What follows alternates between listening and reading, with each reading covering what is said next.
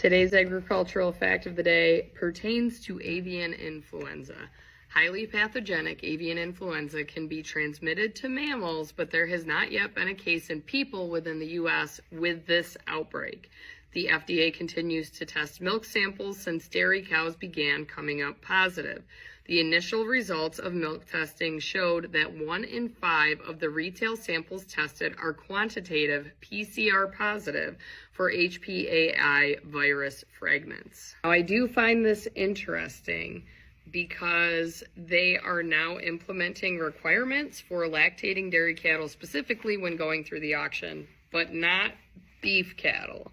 So I'm not really sure how they, based off of scientific evidence, decided that they were going to put certain regulations in place for beef versus dairy cattle. According to the APHIS.USDA.gov website, it says in order for lactating dairy cattle to cross state lines, they do require that the animal test negative for influenza A virus.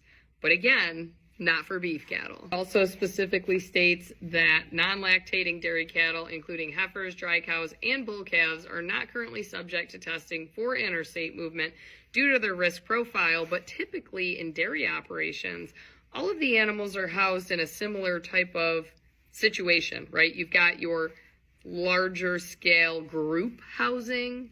So unless it's a calf who's living in a hutch, obviously, I feel like a lot of times farmers keep them in groups. And in order for these animals to cross state lines, they do require that these animals have a CVI or certificate of veterinary inspection. So even our local auction houses have put this out there on social media saying, if you have a cow that is visually unwell, don't bother bringing her because she will not pass the health check by the veterinarian before they leave the premise, so they can't even sell them. If you do a quick Google search, you can find the APHIS website where they have a map of all of this being tracked out.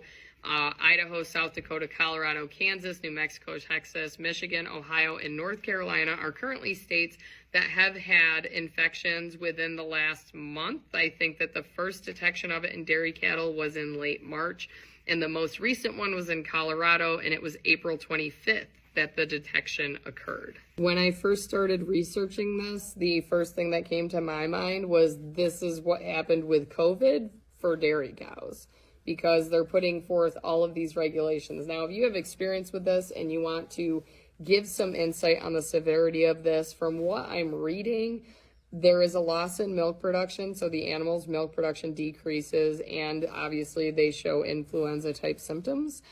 But aside from that and being able to spread it, I'm not sure.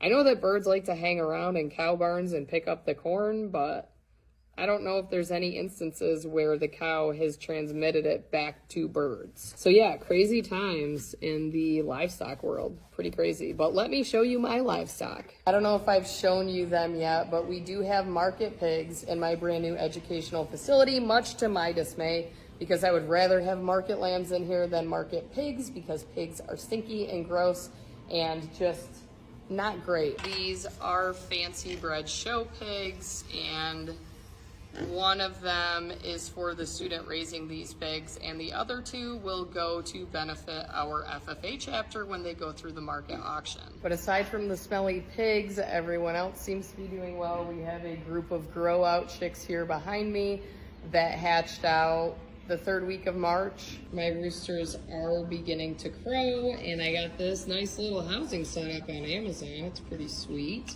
And it did come with a cover, but we don't put the cover on it, obviously, because it's indoors. But I think there's 14 in here, and 7 are roosters and 7 are hens. My plan is to grow them out for a little bit more and then sell the hens as layers to people in the community to benefit our FFA chapter, and then the roosters will go to our local auction.